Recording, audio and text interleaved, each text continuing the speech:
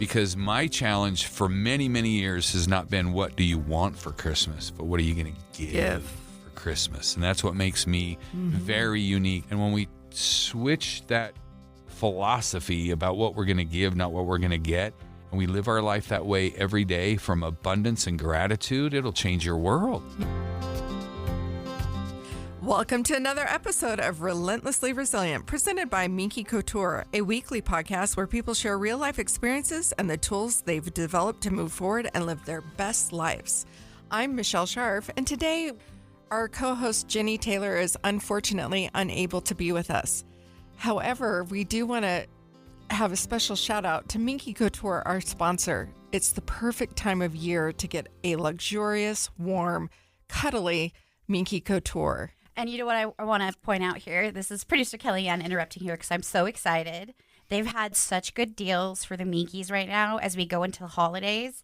I have my own personal Christmas gift to myself coming today, and it's a Minky sleeping bag. I love it. Self-love, self-care, right? Exactly. Yeah. And I just can't wait to cuddle up in my new Minky. And for ages, I've been saying they need to make a sleeping bag. And they finally did. See, they have one. They do.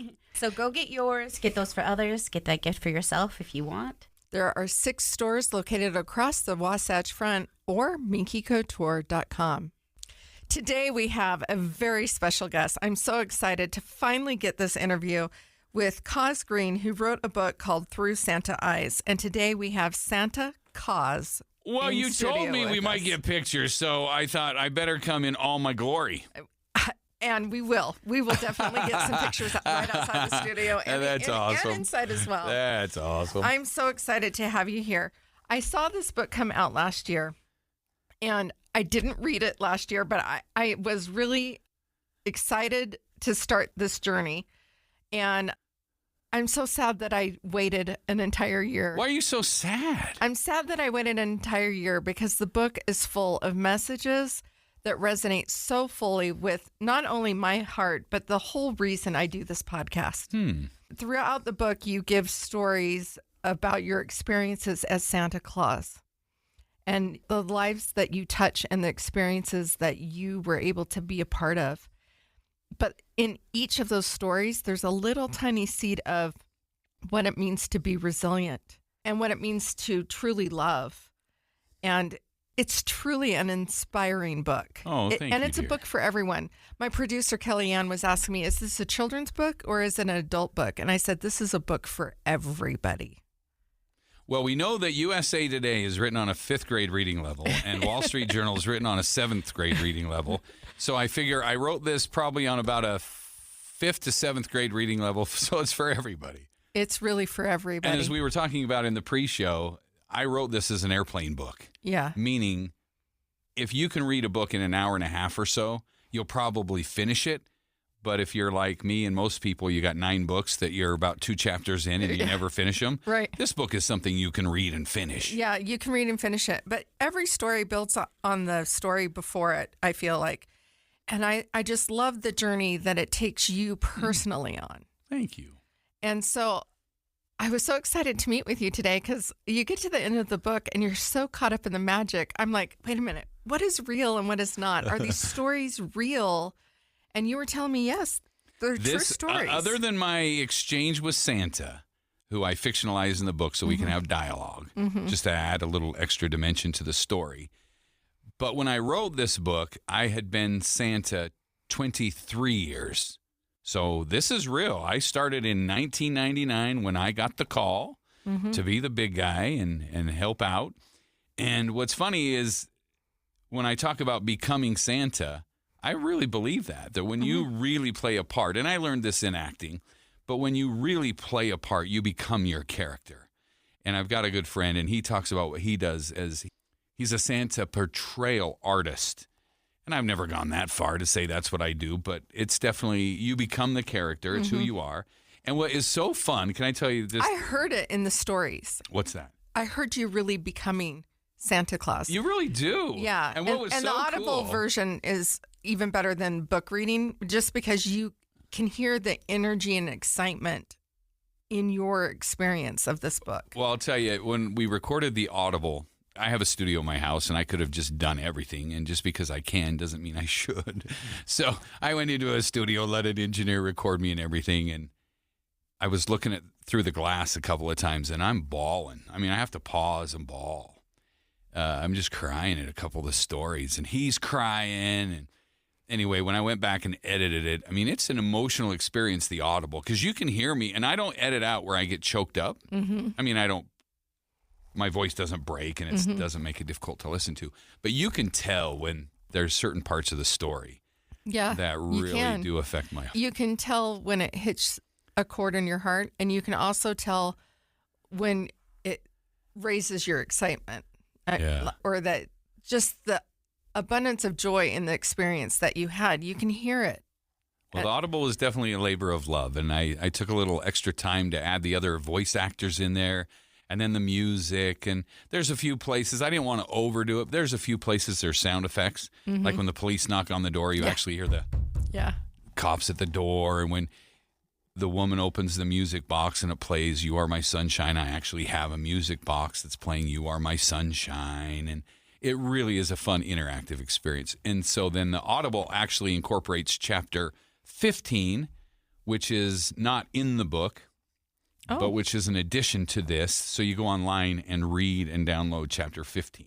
Okay. Which is all about love. Right. That is the summary book, which is interesting. You have a great background, and some people might hear your voice on this podcast today and think, I know that voice. Somewhere you might. Yeah. Right. Yeah. Because you've had a long history both in radio, but you're also a current voice of all kinds of good stuff. And a baseball team, a hockey team. Well, I went for the hockey team. I didn't get the Utah Hockey Club PA announcer, so we'll pause for a moment of silence. I didn't get that. That would have been amazing. I didn't get that. But no, so yeah, I'm a professional sports announcer and all kinds of other fun stuff. Yeah, amazing. So do want to kind of focus on chapter 15 a little bit. Okay. If you don't mind. Yeah, chapter 15, did you read it? Did you go online and read it? Or did you listen to it? It's on the Audible. Oh, right? You did listen to Audible. Uh-huh. Oh, okay. I wasn't sure if you listened to the Audible. Well, that's where it goes off in a whole different direction, and we get pretty intense, actually, in chapter 15. So I wasn't paying attention to the chapters, but I'm expecting that you are referring to how you take the stories of this book and really kind of make sense of it all, that there is an actual frequency. Yeah. And that we are transmitters and we are also receivers. So chapter 15, so we're on the same page, is Love is the Answer. Okay. And just so, here's a little backstory. Since this is a podcast, it doesn't need to be a 3-minute interview. So last year when I was writing the book, and that is its own miracle of resilience, actually. I got to the end and I was like, okay, you're done with chapter 14, but you're not done with the book. So finish the book.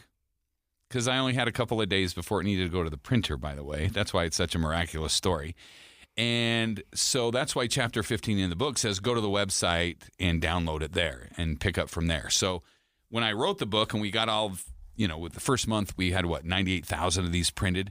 Didn't have a chapter 15. That's something I've added later. And then it is on the Audible. And then the Audible actually includes one extra bonus feature.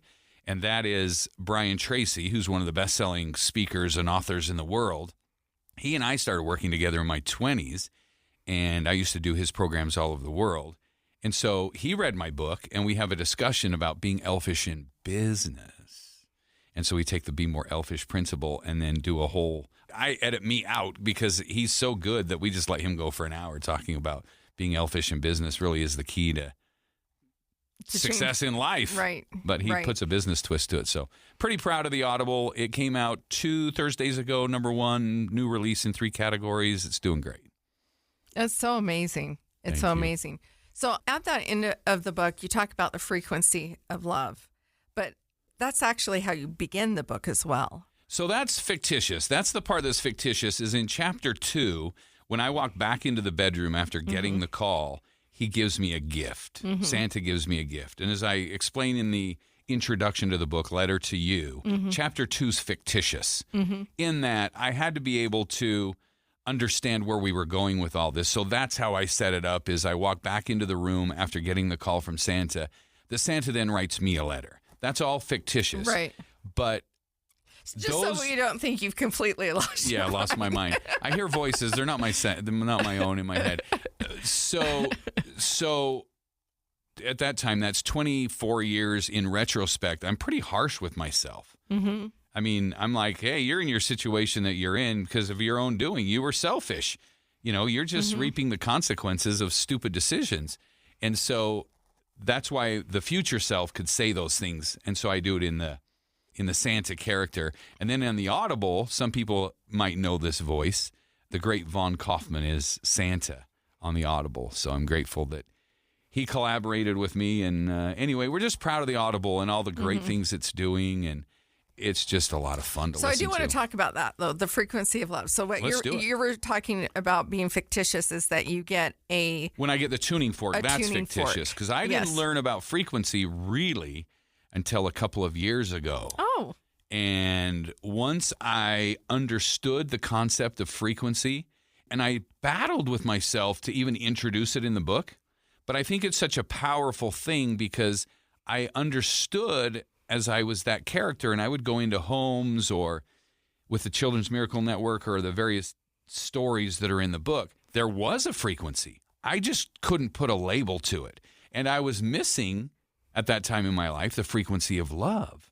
And so that's why Santa schools me on it, and I make such a point that, no, that's what we're talking about here. So I'm not bashful about frequency and understanding about frequency. I mean, we're sitting here in a building that sends out radio frequencies, TV frequencies, and for us as human beings to not understand frequency, that, as Tesla said, all the mysteries of the universe can be explained through energy, vibration, and frequency. I mean, that's why that's such an important part of the book, because love is the answer, and it literally is a frequency that we're tuned into or we're not. Right. And that has so much to do with resilience, because what frequency are you on when you go through the rough stuff, and then what frequency do you get onto to get out of it? It's interesting because we can have incidents come up in our life, and it can be a challenge. And we can sometimes, or let's put it in a way of a parent-child relationship. You have a teenager child in your home, and they are loud and they're aggressive. And sometimes you can kind of buy into that energy, right, as a parent, instead of meeting them with love and compassion and not getting on their same frequency. Sometimes we do. We get on their same frequency, and then that relationship gets complicated. It's not working well, right? And it's because they're unregulated.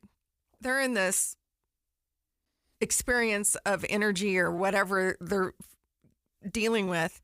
And if you go and get in there, you're not going to help to solve anything. So I think it's really helpful to understand this, because even when we're faced with challenges, we have to center ourselves first. Where am I coming from? What space am I in right now? What do I want to put out? What am I going to create in this moment? And I think that is so difficult. I know for me as a mom who has raised my children, I look back and I think there are so many times I went down to their level or went down to their frequency when I didn't take a moment to step out of it and realize this is an energy I'm walking into, but I don't have to participate in it. And it's that way with all of us in the world. And it's something that I didn't really learn until my husband died. I understood about frequency. I knew about it. I had the concepts, but I started realizing we are all struggling with something. And it's something you say at the end of the book. We are all struggling with some challenge in our life. And the challenge is to not be angry, dismissive, or lash out at somebody because they're having a bad day, because we don't really know what they're dealing with. And so it's really the process of being mindful and showing up in a loving way. And that's really how we heal our world. We can't heal it any other way. And we're all participating in it. That's what I love about this book, is it gives people the opportunity to understand that we can make huge difference as a community when we all start being mindful and choose to be more kind Wow, that's wonderful. That's what you got from this, because some could say this is a very simple book about Santa stories. But as you've been able to see past that veneer, there's actually a lot of life lessons and a lot of philosophy behind There's a lot of philosophy in this book. It is a simple book. You wrote it very, and I said to Kellyanne, well, I would say it's both a children's book and an adult book. The adult concepts, I think the adults might jump onto. Kids might not quite get them, but I feel like the lessons are there. If you want to read this book and have deeper meaning, you can find it in this book. I had a lady text me or email me the other day that said her 7th grader loved it. And I was like, I didn't write this for a 7th grader. I wrote this so you could read some of the stories in the middle of the book to somebody in 7th grade, but I never imagined a 7th grader reading the book. So as you know, as the stories start out, I'm not Santa, but by the 3rd or 4th story in there, then I just take the first person narrative about flying and landing and all that kind of just that stuff, so that moms and dads, as they read the stories, can just read them as is like that. And then it really is, I mean, it's really through Santa's eyes when you listen to those stories. So a lot of people say, oh, come on, be honest. So really the proposal story happened? And I'm like, exactly. Right? 2 names were changed in that story, and then he is Christmas. That's exactly how that happened. I mean, there's a little backstory of why I was actually in a home at 2:00 in the morning on a Christmas Eve. But that story, the way it plays out, is 100% true. That's amazing. That's why the book has to end with "He is Christmas," because that is so powerful. And then, as you know, in the Audible version, so when I'm in the studio recording the Audible, I sing the song, right? Just a cappella is more of a placeholder. So I get done, and the producer was like, gosh, you really have a good voice. You should sing that song with orchestration and everything. And I was like, oh, no, I can't sing. But as you know, in the Audible, we go from me singing a cappella to where I said, and then I heard a host of angels sing, and then the song comes up, and it's full orchestration and everything. I mean, I can't listen to that without just totally losing it. Oh, yeah. Because I can still see myself.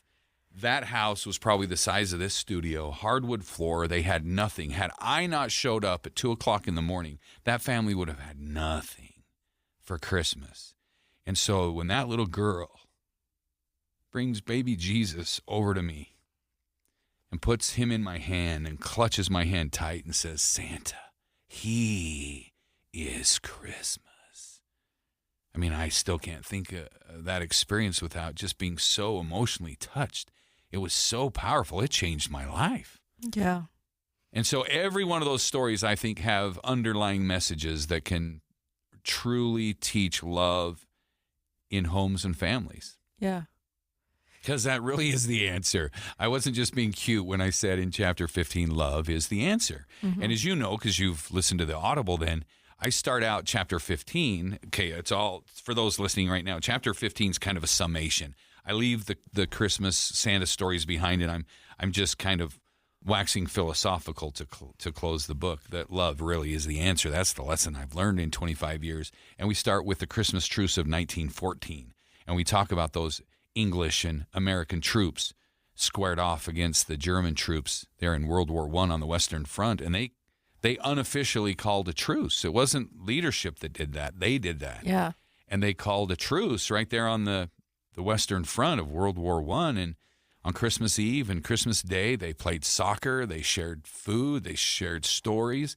And then on the 26th of December, they went back to killing each other. I know. We have the ability to call a truce. And then I liken it to the modern day battlefield that we're on with our families and our neighbors, and we can call a truce. We have the capability. We need to call the truce and be better people and live with love.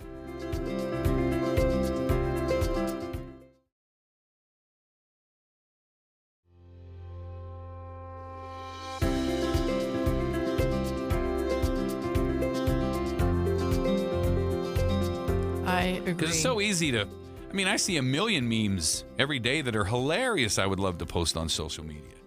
But is that kind and loving? And, you know, I'm trying to be a product of my product here. And there's a lot of cute things you could say and do and dig people. But I think if we all just say, you know what, we're going to vibrate at a higher frequency, the 528, the frequency of love. Have you ever read Power versus Force by Hawking? Mm-mm. So I challenge all of the listeners today to go look up a book called Power versus Force. And Kellyanne can look this up. Do you have the internet over there?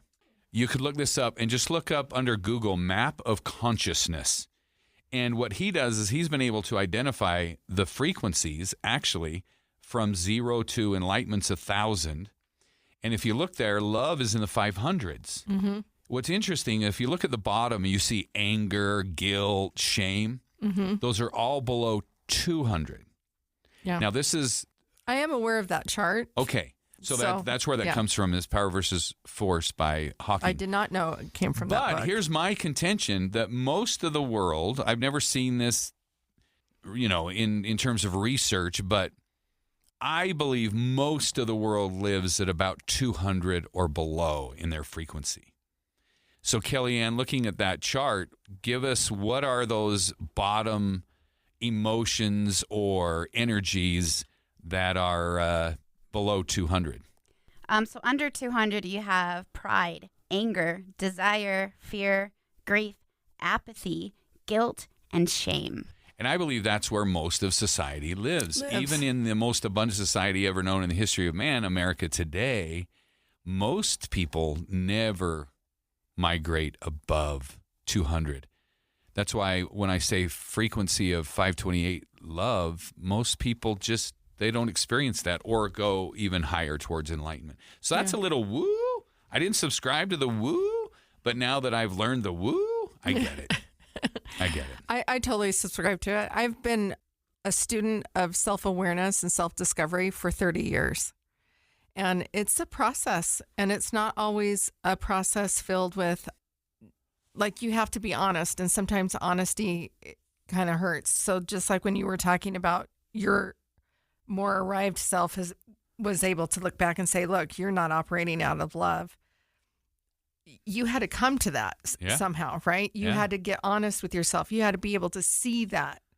And that's a process that I think most people don't want to go through. But if you go through it, what happens is you can free yourself from it too. I think the part that people miss is accountability is accounting for your actions, not blaming, shaming, and staying in that lower frequency. Sure. It's being accountable and then saying, what am I going to do to move forward? What am I going to do better? How can I repair what I've done? Those kind of questions, right? Well, and I think a lot of people, most people think they've made mistakes. Mm-hmm. No, all you've ever made in your life is decisions. Right. Right? And we are the sum product of all of our decisions. We are where we are today because of all the decisions we made that led us to this point. And so I think a lot of people live in those lower vibrations because, I shouldn't have done this. We all should on ourselves. Mm-hmm. Woulda, coulda, shoulda. Well, you got to stop shoulding on yourself and just realize, look, you made decisions way back when based on the information you had and based on your maturity level, and you did the very best you could, because if you could have done better, you would have done better. Yeah. And so you made decisions, and there were consequences to those decisions. That's why this book, the way it starts out, people are like, is this real? Like, mm-hmm. You are so raw of what happens to you the night you pull into that garage. I won't ruin it for, no spoiler alert, somebody can read the book, but they're like, did that really happen to your family, that caused you to get the call to be Santa? I'm like, absolutely. And some people have said, I'm surprised that you're willing to admit that. And I said, and the cause of that was because I was selfish. That's why the theme, be less selfish, be more elfish, actually means something to me. Mm-hmm. I lost a family over being selfish. And as you know from chapter 1, that was my main priority. The thing that was most important to me was to have a loving, kind family like I grew up with in the Haas home. Mm-hmm. And then when that was destroyed and gone, I don't want other people to live that way. Yeah. Yeah. No, it was a powerful book for me. It's a story that if you allow it to move you, you will see such a bigger picture. And I love for myself, the saying that is throughout the book is being more elfish, less selfish. And I love that because See, that even made you smile. That makes me smile. That makes you smile because it's a movement. This is not a book, Michelle. Mm-hmm. This is a movement. I honestly believe that the world needs more. I'm in the movement. Yeah, well, I just believe, okay, if I have to dress up like this on occasion and be the ambassador for this, then I will. But as I say at the end of the book, when I'm reaffirmed that this is supposed to be a movement, Yeah. this will be a movement for the rest of my life. Because a lot of people are saying, oh, you got started late last year. You know, well done last year. Look how many thousands of copies you sold, and you did 36 TV interviews all over the country and all the book signings. Wow, you had a good run. I was like, no, this is a lifetime pursuit. This will grow and this will develop. And eventually when it's a movie someday and everything else, then we'll look back 15 years from now and go, oh, that's what we were supposed to do. Because I had a crazy experience. It was early November of last year, and I was with my former spouse, who was just a dear friend. I don't hold any animosity. Just because I lost my family didn't mean I'm not grateful for things. But anyway, so I was with my former spouse, and we're at dinner, and I was like, so what do you think I should wear next week to the book signing? Should I wear a sweater or a sports coat? And she was like, you'll wear your Santa suit. And I was like, then I'm not going to do this. That's not what this is about. And she said, it's exactly what this is about. Yeah. So you have to be in character when you do this. And so anyway, it's just it's been a wild ride. And we have to say, for those listening, I am a friend of your nephew, Mike. Big Mike. Big Mike. I love Big Mike. He's like a son to me. I have nothing but great things to say. He feels about very Big close Mike. to you, and then we actually had the opportunity to go out on a lunch date. Yeah, we you went and to I lunch. last year. Yeah. And I didn't know this side of you. So when I saw this book come out, I'm like, where's the Santa stuff coming from? I know, because on the elevator today, you were like, so are these real stories? And I must not have made that clear that these are true stories that I experienced through Santa's eyes. They are 100% I think true. in my doing the research and just wanting the content of the book, I may have missed that preface and introduction well, maybe I need to in the rewrite. We'll tell a better job of. We'll do a better job of. No, these are real stories that I have experienced. But that's why this is so special to me. I have to say, by the end of your book, two things happened to me. Number one, I'm like, I want to have some of those experiences. I wonder if I can be a Mrs. Claus. And number two, I thought I used to just serve and do things in my community. And I have for years, but the last couple of years, I have not done as much as I have done in the past. So I decided to have a Friendsgiving impromptu. This literally happened the day I finished the book, which was 2 days ago. So I'm sending out messages to a lot of my friends saying, come over for this Friendsgiving. But as a bonus, please bring food bank cans and we'll make a food bank donation, or socks, gloves, and sleeping bags and blankets for the homeless. Wonderful. And so I'm like, look at you being Elfish. I am so inspired. And I feel like if you have the opportunity, if you see this book, buy it and read it. Don't just put it away or think you'll read it later. Do it now. I shouldn't have waited an entire year. Get the Audible. It's the easiest thing to do because everyone can listen while they're in the car and you'll be done in a hurry. There's a lot of extra. There's a lot of extra. It's a 5. So when you look at it, you're like, 5.5 hours? Yeah. The book's not that long, I promise. There's a lot of extra bonus stuff. And then by adding Love is the Answer, which is a whole hour. Yeah. Which is commentary more than actual stories. Which I personally loved because all the things I had read in the book were things that I was connecting with. And then you just reiterated what I was already feeling that these stories were connecting to. What was crazy is when I whipped out Love is the Answer, I had to condense that to the 8,900 words that are there because I literally wrote another book. I just sat down and I said, okay, I need this chapter, and we can talk another day of how all this stuff happens. But when I just dictated it, it was like 47,000 words. And so then I went back and said, okay, what's the most meaningful hour that I can put in this Audible? And that's what I came up with. But yeah, there's a lot of information. And I just believe that is so simple. And we talk so much about love. And I think I barely scratched the surface of what it is and how it can heal hearts and mend relationships and save lives. But I really believe that this as a movement can change lives around the world, and I'm not going to stop. I love it. I love it. And it's so true.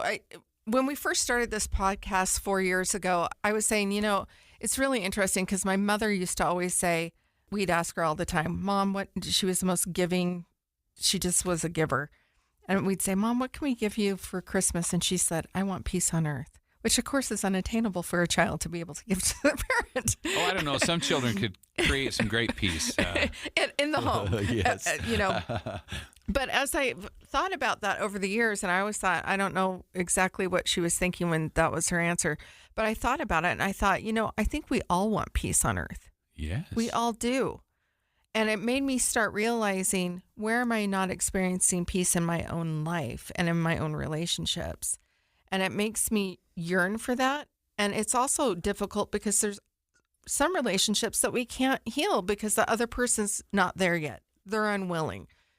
They're not ready or willing to come to the table and have a conversation about it, right? So there's some relationships I would really love to completely heal that for whatever reason right now's not that time. But this book kind of gives you the hope that if you're just doing the good in your life and you're staying focused on the things that are right and good for you and tuning into that frequency of love. Bless you. I've never heard this deep dive like you're giving me, that you've gotten so much out of it. So thank you, Michelle. This really warms my heart, and I'm humbled by what you're saying. Oh, well, you're welcome. I think it's part of who I am. I'm a little bit of a deep thinker. And now, deep thoughts. Yeah. The interesting thing is, I was talking to a friend of mine the other day, and she goes, sometimes I feel like I'm just carrying around this body, and it feels so heavy. And I knew where she was going. I said, I get it. Sometimes I feel like I'm living in a meat sack. I call it the meat sack because who I am is not this body. Right. Who I am is the spirit that possesses and brings life to this body. And those are very different things. And I feel like you don't go into that in this book, but that's where you're getting at, right? You are getting at, we are spirit beings and we're all connected. And if we could get on the same frequency together, we could feed the hungry, heal our nations, heal our communities. We truly can. We have every resource needed in order to do that. And that is exactly why I started this podcast. It was after my husband died, and I realized I can be kinder. I don't know what other people are dealing with, and we can look for opportunities to serve. And so I try to do it even in small ways, and that could be as easy as like helping someone finish their grocery bill if they didn't have all of the money, or, whatever. There's always, I feel like there are no accidents in life, and you're placed in the position that you're supposed to be in the moment. The key is showing up in the moment. I think 95% of life is just showing up. So many times we think we have to have the answers to know what advice to give or have the resources to help people. I look back in my life when I needed the most help, and I just needed somebody to show up. And so I would say to those listening today, you don't have to have all the answers. Just show up for people. Mm-hmm. And the thing that I like what you're saying is, and it's the essence of Yes, Megan, there is a Santa Claus at the end, which is a takeoff of the old Yes, Virginia, there is a Santa Claus. I caught that.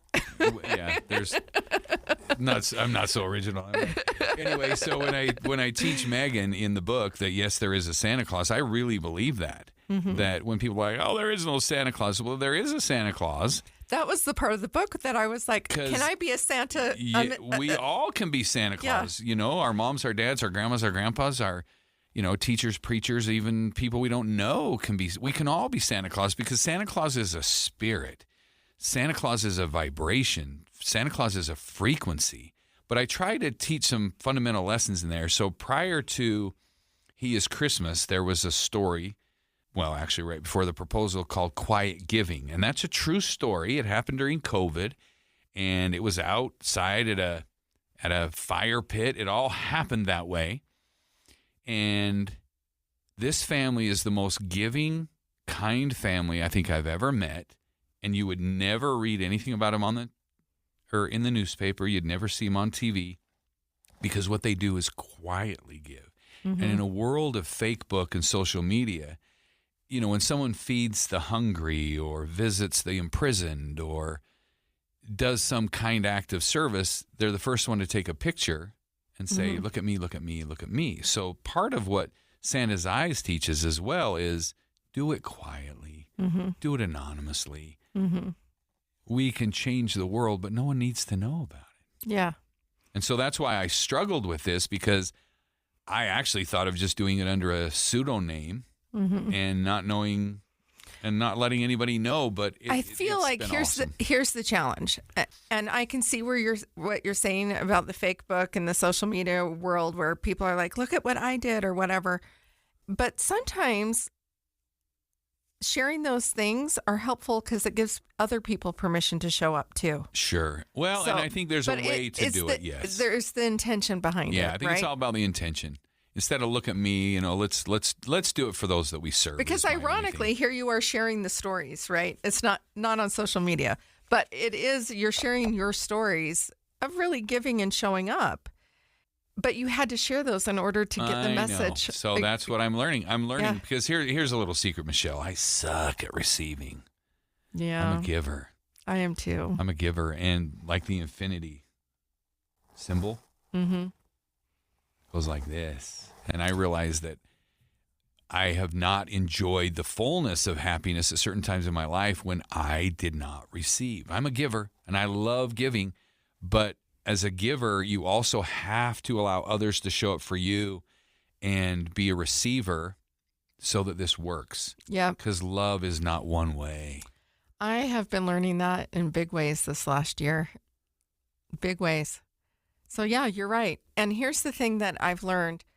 Givers, we can give and give and give and give. But there comes a point where it's like we do need to receive. We do need to realize that we are not the sole source of the giving. Right. There's so much joy in the giving. We have to allow someone else the shot of endorphins and dopamine and the blessings when they serve. So if we're not allowing others to serve us, we're robbing them of the blessings that come from them serving. Right. So who are we to do that? Right. Exactly. That's not our place. Right. To do that. So that's part of this too. Is I can't even begin to describe. So when my friend Richard Paul Evans last year said, "Coz, when you write this book, it's going to change your life," I didn't know what he meant. Because, yes, having a book out there changes your life. But I think it's when things are internalized and then you have discussions like you and I are having and getting your interpretation of what you got from this. I'm learning so much more about the book and myself through others' eyes.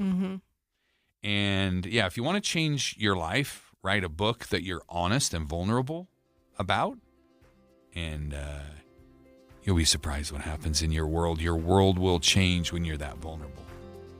I love that. I love everything about this.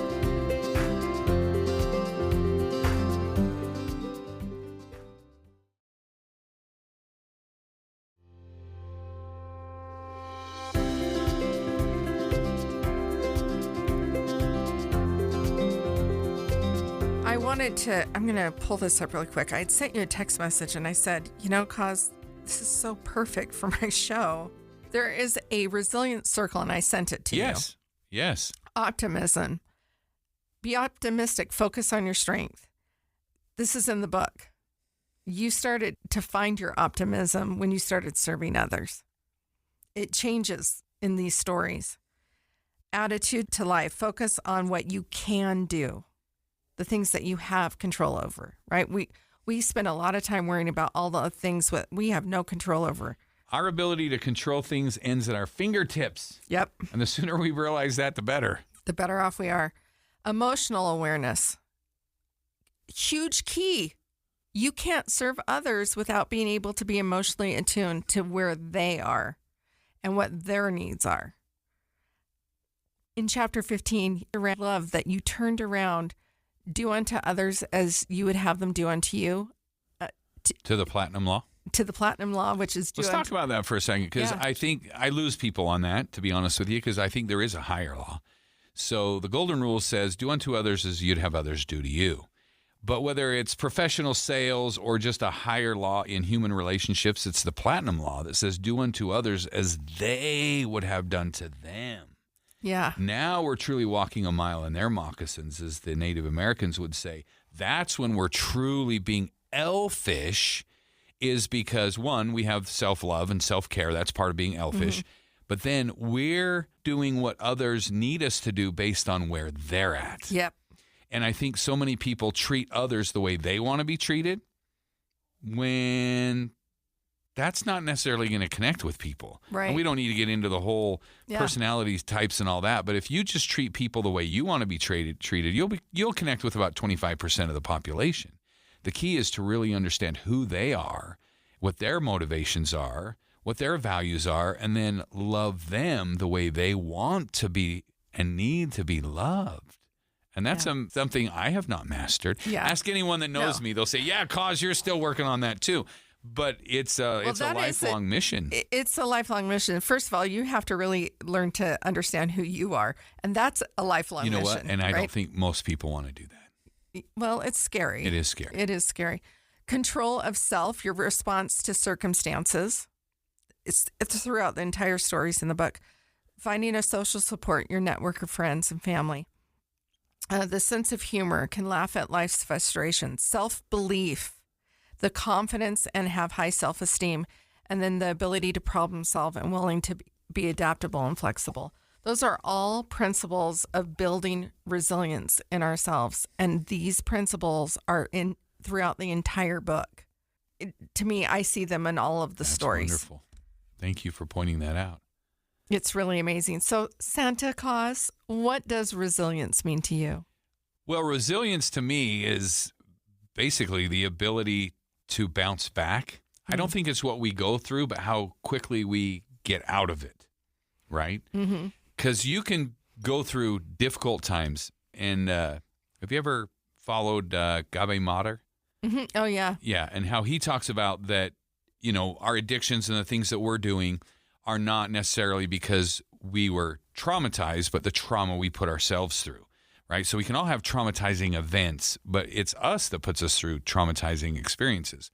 Well, or re-traumatizes ourselves by reliving the stories exactly, and then we building live in on that trauma, them. Right? We make it worse. Right. But to me, resilience doesn't mean what you've gone through, but your ability to get out of it and your trajectory out of it. I shouldn't be here because in 2009, I went through my dark nights of the soul, and I did everything right, and I should not be alive. But I also recognize that through the grace of God, I was saved, and I could look back and say, well, I was a victim, and this happened, and that happened. But my life changed literally in a couple of months, from the darkest days of any possible imagination to a national position in television, and doing amazing things, rather. So someone would say, wow, you're really being resilient. And look at the resiliency. So to me, resiliency was what I did coming out of the tough time, not because of the tough time. So to me, resilience is your ability to bounce back. And resiliency is not taught. No, it's nowadays, because we shy away from hard things. And the only way you learn resiliency is failing and falling down and making mistakes, or as I said, learning from your decisions earlier. So resilience to me is not what happens to us, but how we choose to respond to what happens to us. And then I would also say it's also our trajectory out of it, that it can be a steep trajectory out of it if we choose and follow those things that you were talking about in that diagram. Yeah. It has to be done with love and humor and authenticity and goodness. And I believe most people, as Kellyanne was reading when she talked about those frequencies below the 200s, the guilt, the shame, those negative emotions, that's where people choose to stay. And it's not until you raise your frequency and realize there is a better way that you can pull yourself out of these things. I mean, I'm not exempt. I still go through stuff. And being resilient means that you're willing to try one more time, right? Because you never arrive. And it's when you think you've arrived, that's when the bottom falls out. Yeah. And then the universe has a great way of saying, really? Did you learn that lesson? I'm going to teach you in a different way now to see if you really have that mastered. And then you realize you don't. Yeah. Yeah. And then it gives you more lessons, and you're like, oh, geez, I guess I was not as resilient as I thought. My lessons, my big ones have, I'm happy to admit them, has been my lack of patience for myself. I have patience for other people, not a ton, but way more than I have for myself. And my ability to let go of the control. I want to be in control, even though I know I'm not at this point. A marriage, kids, happy, healthy life, then struggles in those with some of those kids. And then my husband and I finally are really connecting, really getting close. And then he's taken, right? Like, I am not in control. I can set my sight, my compass to the thing and my goal that I'm working towards. But God may have a better plan that I just can't see. And I understand that. And I surrender to it, but I'm just telling you, we all are human, right? So I'm still in that boat. I'm still But that's wanting... the big word that you just used, surrender. Yeah. See, I thought surrender meant that you hoisted the white flag and said, I give up. I give in. No. Surrender is there's power choosing in into surrender. the flow. It's like, okay, I'm here. Life is different when you surrender. This was all a surrender. Right. I would have never written this if the ego was in the way. Yeah. But I surrendered to it. I was with Richard Paul Evans last summer at his ranch. I almost went to that because I'm writing a book. Almost. You almost went to that, huh? I almost went to that. I almost did that. Anyway, so I'm there with him last summer at his Timepiece Ranch, and we're going around the table, and we're talking about book ideas. And he goes, you got any other ideas? And I said, well, there's my Santa book. And he goes, I'm the godfather of Christmas books, so you'd have to get my blessing to write a Christmas book. And I was like, okay. And he goes, well, tell me about the story. So I tell him the story, and I look around, and everybody's bawling. And he goes, that would be an amazing book. And so later that day, he said, so that'd be a great idea for 2024, 2025. And I said, well, why don't I do it this year? And he goes, it'd be impossible. You can't write a book and market it and do all these things. That was, August of 2023. And then I was at a men's retreat with my friend, the pianist, not to name drop, but it was just a cool experience. Have you ever heard of Paul Cardall, the pianist? Oh, yeah. So we're up in the BFE in Wyoming. And while we were driving there, I told him the story, He is Christmas, to our friend from Tennessee that was in the car.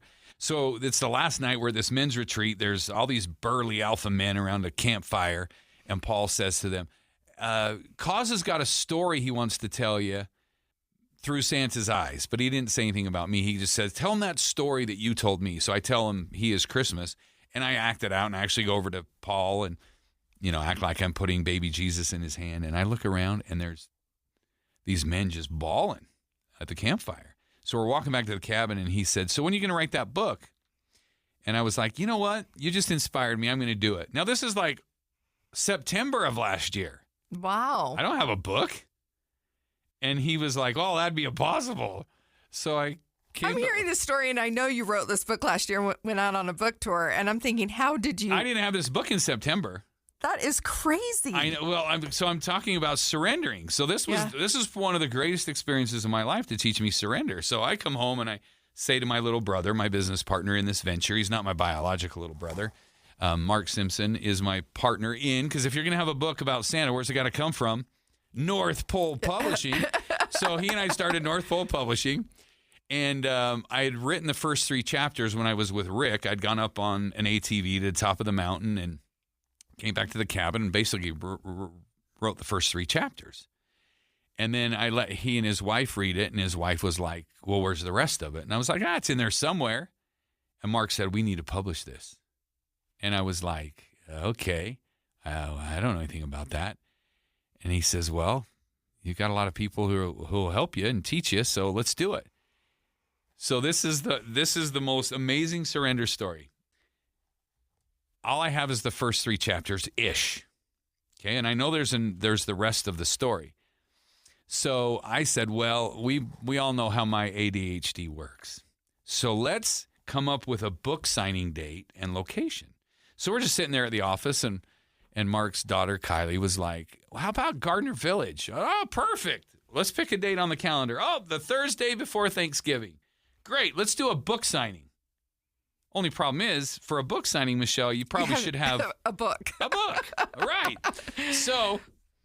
So I reach out and find some resources, and I end up finding a local printer. And so I go meet with him, and I said, okay, so if I want 15,000 books on November 15th, let's work backwards. Mm-hmm. When would you actually need the file? So we sit down and we start going back in the timeline. And I realize I actually have a couple of weeks to write a book if it's going to be printed, and we're going to do this book signing at Gardner Village and do the big things we were going to do. Michelle, I sat there in front of that computer and watched that cursor blink hour after hour. It wasn't coming to me. I didn't have a book. Weekend goes by. We take some clients down to a football game in Vegas, and I'm going to work on my book, and it doesn't work out that way. Now I've only got like a couple of weeks before I have to have files to a printer. Make a long story short, I pled with God. I said, I will do it the way you want me to. I will surrender to this process. I'll do it the way you want, not the way my ego tells me to do it. Sat back down at the computer, and the cursor just kept blinking. I'm like, gosh, dang it. What am I not doing right? And then I just remembered that whole concept of surrender and just felt I was in the right spirit of things and on the right frequency, a place from love. And I sat down in front of that computer, and I basically transcribed what came to me. Now, it's not perfect. Mm-hmm. I mean, I look at things and I'm like, I wish I would have done this a little different or that a little different. But it was perfect for what it was supposed to be. Yeah. So I literally just... And done is better than perfect. Right. Completed As is my better good friend than perfect. says, good old Mitch Axelrod always used to teach me, remember, imperfect action trumps perfect inaction every time. So there's some things I would do different. But when I got done, and sure enough, I sent it to somebody to proof it, and they were like, well, what do you want me to do with this? And I was like, really? It's that bad? And they were like, no, I see what you're trying to do. I saw a few punctuation and grammar things I fixed. Other than that, just go for it. So we literally just did it as it came to me. And I literally just dictated what came to me during a weekend. Wow. That's how that all happened.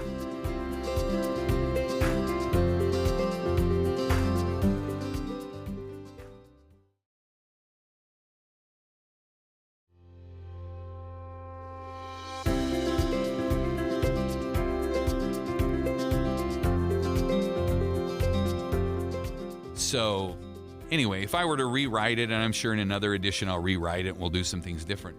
But to me, this was an example to me of surrender. And what was so cool about it, Michelle, is, as you know, on the cover, in Santa's spectacles, yes, Megan's 5 and Ben's 1. Mm-hmm.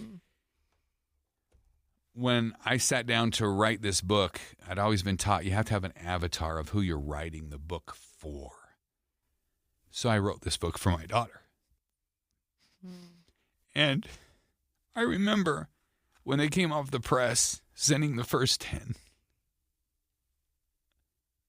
up to Seattle. And my daughter got them. And she's not a very vocal person. And I remember we did talk briefly, and she said, wow, Dad, you went to great expense to reminisce with me. My childhood. And, on so many levels, this has been a miracle. What this has done for people. So it's not about me. It's about thee and what all of us can accomplish if we put our egos aside and we truly get on the frequency of love and we do things for the right reason because we care and we love people, not that there's something in it for us. And it's just been a powerful journey. And so I've had experiences since then, and especially once I did Love is the Answer, there's just experiences where the universe says to you, really? Do you believe that? Really? Because I'm going to test you then. Love is the answer? I'll give you situations to test your mettle then. Prove to yourself that love is the answer. And it's been an amazing journey. So we're not done yet. It may take me another 25 years before this gets to every corner of the world, but we're going to do it. I love that. I love that you came in to share it with us today and our listeners. And I want to encourage everyone, through Santa eyes, be less selfish, more elfish. That's right, because imagine the world we would live in, Michelle, if we were more elfish every day of the year. Yeah. Yep. Because it should be a philosophy. It's a value system. And the thing I get from parents the most, because I've said be less selfish, be more elfish for years in my role as Santa. And it's been fun to go into homes or corporations where they've taken that and somebody's cross-stitched it or they've displayed it with a really cool font. And they'll tell me stories about how they were on family vacation or they were in a business situation. And that whole topic of, are they being elfish, comes up. Mm-hmm. And it's just a great value system. So every family, every business can learn. I've never heard it before last year when you started promoting this book, and I think I just said it one day. I think I'd heard somebody say about being elfish, and I don't remember which audience I was in front of, but it just came out that way. Be less selfish, be more elfish, and then that became my theme, and it's stuck. So for how many years now? That's been the message. Well, I appreciate having you here today. Oh, my pleasure, dear. Thank you for coming to talk about this book. It really is a short read or a short listen, but it can be life-changing. And thank you. It can help us to remember the course that we're on and how to shift our energy, really, how to step into that space of love. And I need the reminder, everybody. We all need the reminder. I need the reminder. All need the reminder. I find myself going back and listening to things that I've recorded or things that I've written, and I'm like, at the very end of the book, when and Santa says it so briefly, but if I want to leave something with our listeners today, it's the lesson I learned at the end. When in the book, Santa says it to me, but I learned it myself, right? Is that I've always been seeking the answers, and I've wanted the answers to life, of how to be happy, how to be successful, how to find peace. And in the end of the book, I talk when Santa says to me, look, you already had all the answers. You discovered what Dorothy, the Tin Man Lion, and Scarecrow learned, that they already had everything. You don't need to go to the wizard, so to speak. I mean, I know Wicked's coming out. We're all going to learn about that, right? Going to the wizard. You have the answers. And if you can tune in to the frequency of love and to the frequency of the universe or of the goodness, you have the answers. Mm-hmm. And so we're always seeking answers from external sources, and that's good with therapists and self-help and all that. But if you really go into the quiet and surrender, you know what your answers are. You already have what Dorothy, Tin Man, Lion, and Scarecrow were looking for. Just like they learned at the end of their journey, they had the heart, they had the courage.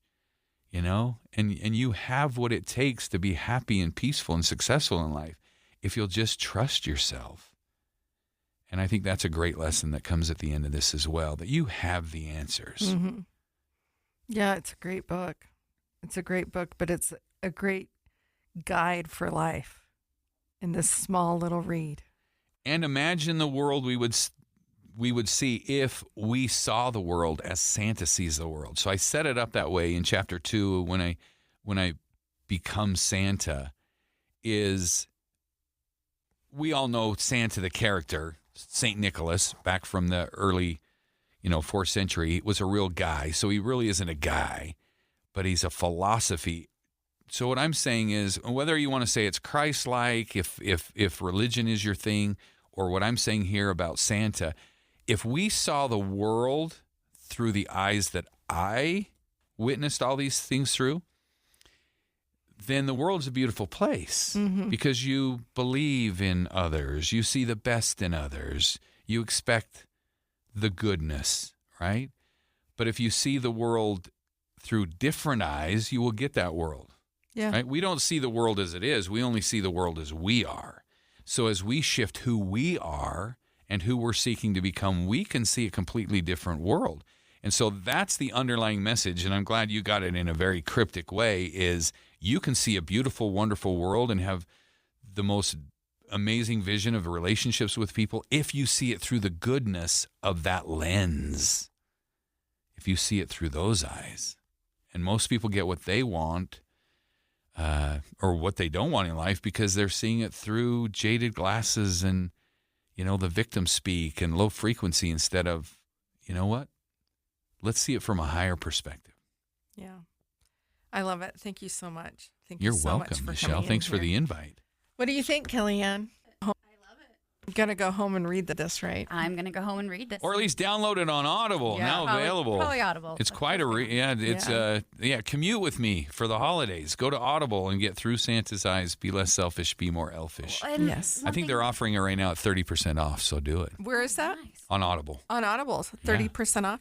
And it looks like you can get it through your website as well, through santaseyes.com. Yeah, and if you really don't remember things, I got a short URL, santabook.com, to make it easy. Santabook.com. That. Yeah, so the Elfish principle, a lot of people think it's just the opposite of being selfish. But as you learned in Love is the Answer, you got to have it for yourself. Mm-hmm. So you can't be elfish if you're a martyr, Right. right? So you got to take good care of you Mm-hmm. and be in a good place, and then you give it away. Mm-hmm. You cheerfully give it away. Yeah. That's what being elfish is all about. It's a great read. It's a light read. So we kind of went into the depths of the book. We So did. We dug deep.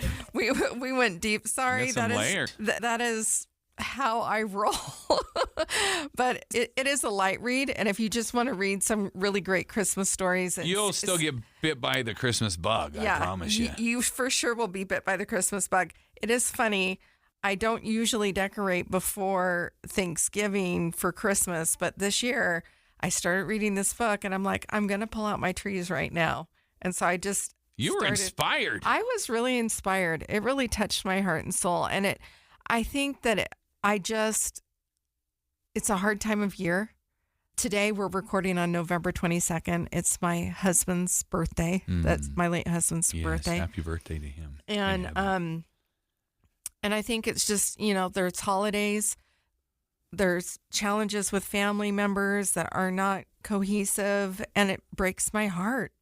And so it's just a struggle, and I needed inspiration. And this book came into my life at just the right time. Oh, well, that's wonderful. I'm glad. Then I wrote it for you. Well, thank you. I never know who I wrote it for, but every day I'm reminded that I wrote it for them. Yeah, I'm sure you find many people that it touches in different ways. Well, and here's the great thing about it is we think that Christmas is just something we trot out every year. And I try to make the point at the end of the book that really it is a value system. Why don't we live this way all the time? All the time. Why do we have to wait Right, for we Christmas? put it in totes and bins and we bring it out once a year. And that's why I kind of laugh because in March I was actually at the International Santa Celebration. Didn't know there was a thing. So I've been doing this for how many years, and I finally realized there's a big convention for convention of Santas. So I went, and there was 400 other Santas from all over the world. Yeah. I know many Santas. I just never knew you were one. I'd never seen it on social media. Oh, that's awesome. Well, and Yeah. I'm the only designer beard Santa. Oh, Because of okay. the other things I do, I don't grow this out all year, Yeah. right? So this is called a designer beard. Oh, okay. Okay, just Yeah, so I you have all several know. friends that grow them out. Yeah. Well, I can't do the things I do all year long if I look like Santa, nor do I want that kind of attention. So Yeah. it's good to be able to turn it off. But the thing I learned by being in Memphis earlier this year was people go by their names. So they would be like Santa Bob, Santa Russ, Santa Kevin. So I did not know that when I wrote the book, and I get to the end when Santa says to me, I give you permission to wear your suit any day of the year that ends in Y. Kelly, and that's Monday, Tuesday, Wednesday, Thursday, Friday, Saturday, Sunday. I have to explain that to people. And that you'll be known throughout the world as Santa Coz. Yeah. Oh, it was when someone called me that for the first time, like I put it in the book, but then they actually called me that. I was like, how divine is all of this? It's just amazing. What I love about it is your name is Coz, C-O-Z. But when you say Santa Coz and you read this book, He's a guy. He's a real guy. he's a real guy, but there's a Santa cause, a movement, right? Yeah. CAUSE. Yeah. Yeah.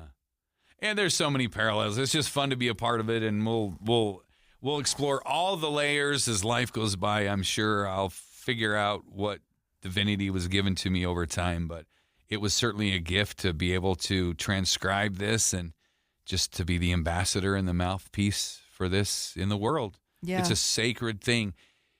And we say this in the world of Santas, we call this the sacred red suit. And anybody who gets into this to do it for money or the sheer fame of being at a mall or something, whatever. When you get to witness the world through Santa's eyes, you realize this is a sacred ministry of what real Santas, the Santas who take it seriously, and for us that really see it as a sacred duty to do what we do. I mean, it's special. Yeah.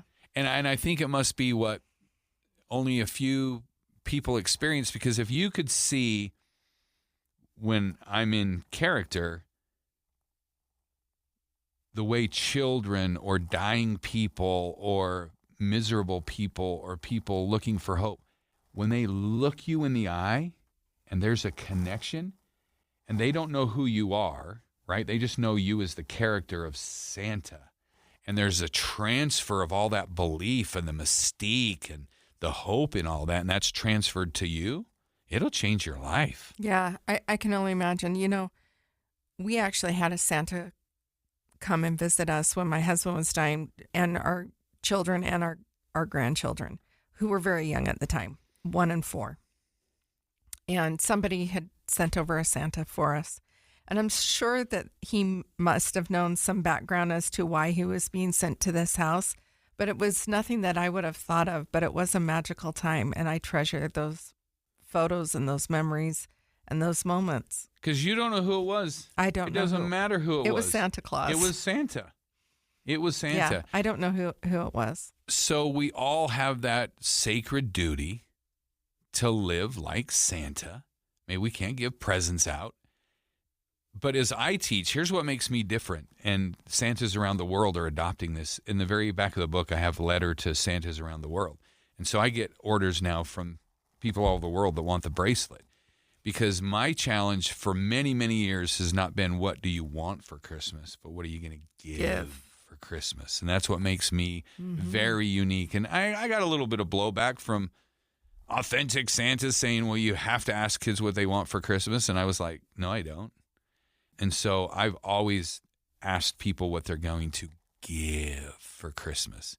And when we switch that philosophy about what we're going to give, not what we're going to get, and we live our life that way every day from abundance and gratitude, it'll change your world. Yeah. Yeah. Like I said, I went in deep on this book. It is a light read. It is an airplane book. I mean, at the most, maybe a flight to Vegas. Well, I think that might be too short from Salt Lake, but maybe a flight to Florida. A flight, well, yes, absolutely. So you can stop and eat your, well, they your don't new give out Shake peanuts, Shake Shack now. Delta's going to serve Shake Shack to first class passengers. Oh, so wow! You'll have to stop and eat your Shake Shack and then come back to the book, or just put on the headphones and listen to the Audible. Exactly. It is a 5-hour listen, though. But you're right. It's literally an hour and a half read. So don't listen to me read it to you. You read it in your own mind, and it'll go faster. It's great either way you decide to do it. Read the book, get in the spirit of Christmas, and realize that it is in the giving. I think that's... You want to heal your heart? Give. Yeah. If you're in a low place and you're saying, woe is me, draw the curtain or open up the curtains, take a shower, get dressed up, and go serve somebody. Yeah. Go do something anonymously to make someone's life better, and you cannot help but feel better about yourself. Yeah. And at this time of year, there's all kinds of places to give. All kinds of places to give. Unsheltered Utah could really use some donations of socks, mittens, gloves, blankets, those kind of things. We're having really cold temperatures at night, and we're losing some of our homes. When does this actually get released?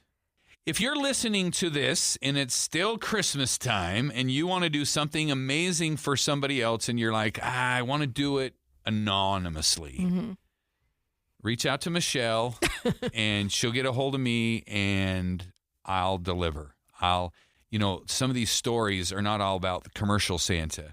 If you'll notice, all the stories in here for the most part are stories where I got to be somebody's messenger for them. Yeah. The envelope was a family that said, hey, will you go deliver this money to this family because we want to stay anonymous. Mm-hmm. He is Christmas was an anonymous family. The little boy and his dad, the military dad. I mean, just all those situations. I'm just a messenger. So if you find yourself in a situation looking for ways to serve others and you want to do it anonymously and you want to get a hold of me, just go to throughsantaseyes.com. There's the email address on there, love@throughsantaseyes.com. I will help you serve whoever you need to serve. That is amazing. I'll show up and your acts of service can totally stay anonymous. That's awesome. They don't even need to know who I am. It's not about us. It's about them. That is great. Well, thank you so much. Thank you for Michelle, writing thank you, this dear. book, spreading the joy. Thanks for the invite. Spreading the message. And thanks for telling me to get dressed up today. Yeah, you're welcome.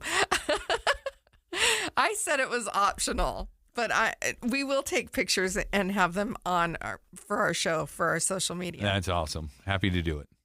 Thank you, Kelly. I was a little selfish. Were you a little selfish to say you want Santa to come in full gear? That's awesome. Well, I'm happy to be here. I was a little bit, yeah. I'm sure this I know. This I know from... Wasn't it worth it to learn how much you touched me? Yeah, absolutely. But I also know this.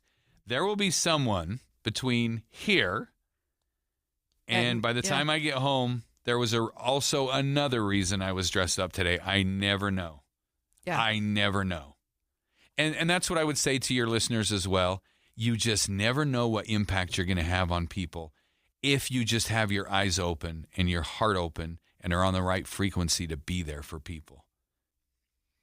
Well, thank you so much. Thank you for coming in today. Dear. If you've enjoyed what you heard today, remember to subscribe to the podcast so you will be notified of new episodes. We would be so grateful if you'd give us a rating and a review. It helps other people to find us. 5 stars. And if you or someone you know has a real story about real life that they are willing to share or you're willing to share, send us an email to rrpodcast@ksl.com.